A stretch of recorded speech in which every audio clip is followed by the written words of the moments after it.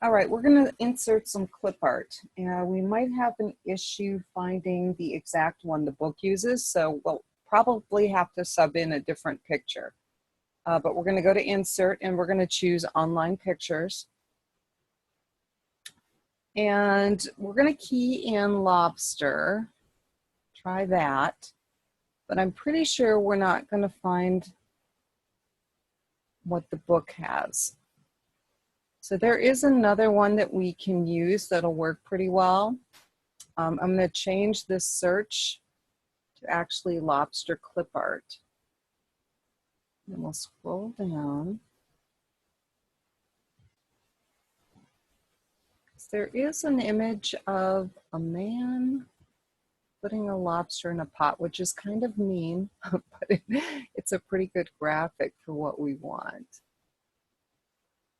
Let me clear the filters here and see if I can get to it. Yep, this is the one we want, okay? So I'm going to select that. And really for me, you can pick whatever picture you want.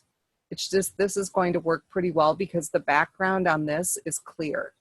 Okay, it's actually not white. So we're going to select it and choose insert.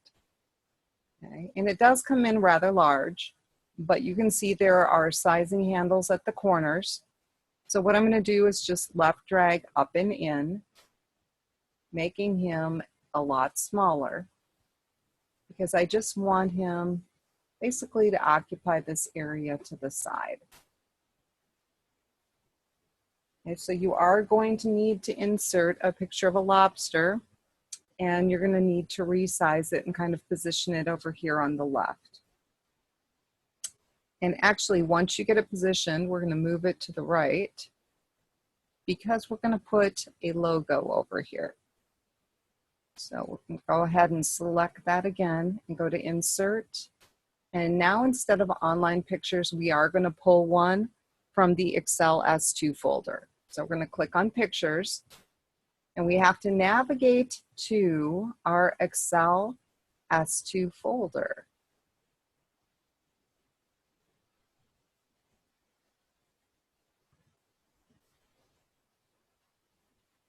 And you will notice that if you couldn't find Mr. Lobster, he is here. So if you're not happy with your lobster, you can certainly insert the one they had. But this bistro logo is what they want us to insert. So we're going to select it and click on insert.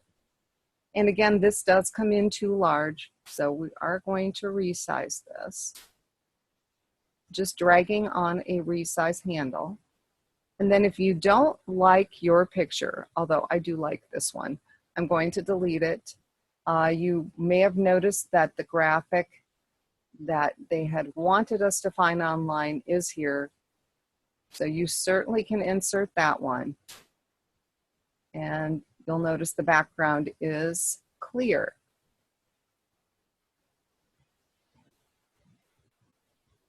Okay, so it does not matter to me if you have this one or the man cooking the cooking the poor lobster. Either one, if you have a different lobster picture, that's okay too. You just need to have some type of picture there. Now we're going to go ahead and kind of click away. And they want us to kind of drag over A1 and A2 and add outside borders around the outside of this. So we're going to go ahead and click on the borderless arrow, and we're going to choose outside border. Now if we click away, that's usually when you can see it. I think I still have this logo a little too big, so I'm going to make it a little smaller.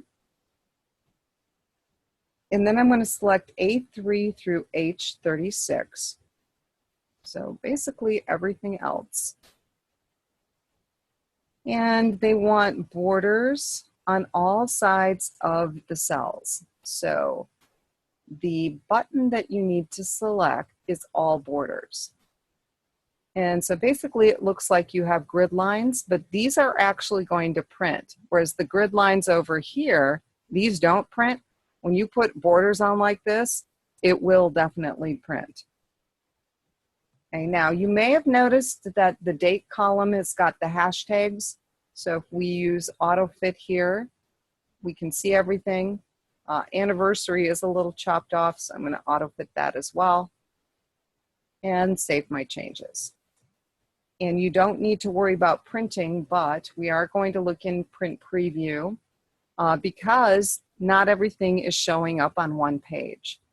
So we are going to change the orientation to landscape, and that will get most of it on one page.